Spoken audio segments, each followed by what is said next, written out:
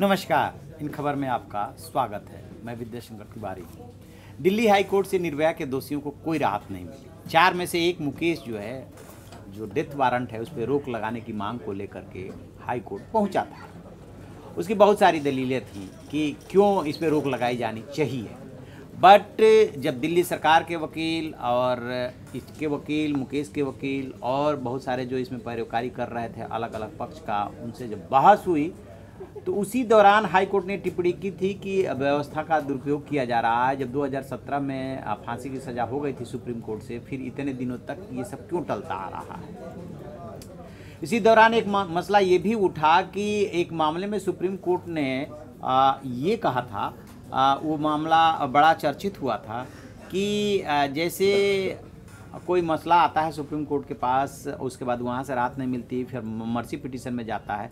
Mercy petition खारिज हो या उसमें कोई राहत मिले, राहत मिल जाती है तो अच्छी बात है। खारिज होती है उसके बाद 14 दिन का टाइम मिलना चाहिए ताकि वो दोषी अपने परिजनों से मिल सके, बात कर सके, वगैरह वगैरह। तो इसमें भी ये बात आई।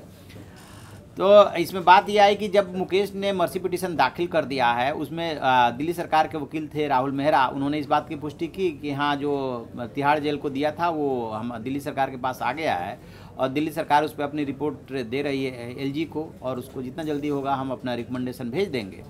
ठीक है, ये तो प्रोसेस है, आप भेज देंगे। लेकिन सबसे बड़ा जो सवाल ये है कि जब दिल्ली हाई कोर्ट ने कोई राहत नहीं दी, इनको डेथ वारंट पे रोक नहीं लगी, तो क्या 22 जनवरी की सुबह निर्भया के दोषियों को फांसी दी जाएगी कि नहीं दी जाएगी।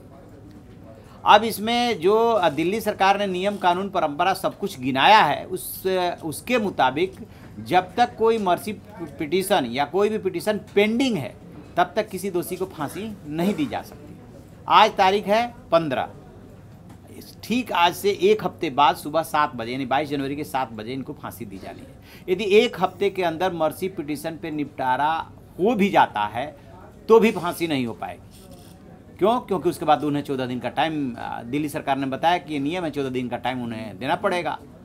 और अभी तो ये एक मुकेश की बात है। अभी जो 3 हैं मुकेश के अलावा, पवन है, विनय है और अक्षय ठाकुर है, वो भी सेम यही रेमेडी मांगेंगे, अलग अलग समय पे मांगेंगे। अब हाई कोर्ट नाराजगी जताया कि आपको जब 17 में सब कुछ हो गया था तब मर्सी पिटीशन और क्यूरेटिव पिटीशन सब आपको आजमा लेना चाहिए था, लेकिन अभी तक आपने आजमाया नहीं। तो इसकी सबसे बड़ी वजह ये है क्योंकि इसका कोई टाइम फ्रेम है ही नहीं। यदि टाइम फ्रेम होता तो मुकेश के वकील की तरफ से ये कहा गया कि सुप्रीम कोर्ट में जब हम अपील में गए तो सुप्रीम कोर्ट ने तो एक बार भी नहीं कहा कि आप देर से आए हो इसलिए हम आपकी बात नहीं सुनेंगे, यानी कि ये मुद्दा उठा ही नहीं। और 2017 में ये डिस्पोज ऑफ हो गया था, यानी कि फांसी की सज़ा बरकरार रखी गई थी सुप्रीम कोर्ट से।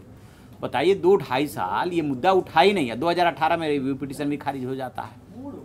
कहने का मतलब ये कि अब लगता नहीं कि 22 जनवरी को निर्भया के दोषियों की फांसी हो पाएगी। लास्ट मुकेश के वकील ने एक ये भी बात बोली कि ठीक है, हम अपनी याचिका वापस ले लेते हैं, बट एक बात का एश्योरेंस दीजिए कि हम जाएंगे निचली अदालत के पास और वहाँ से कोई राहत नहीं मिली तो फिर हम आपके पास आएंगे। इस पर भी कोई राहत नहीं मिली उन्हें हाई कोर्ट से। लेकिन हाई कोर्ट से राहत मिली नहीं मिली अलग बात है।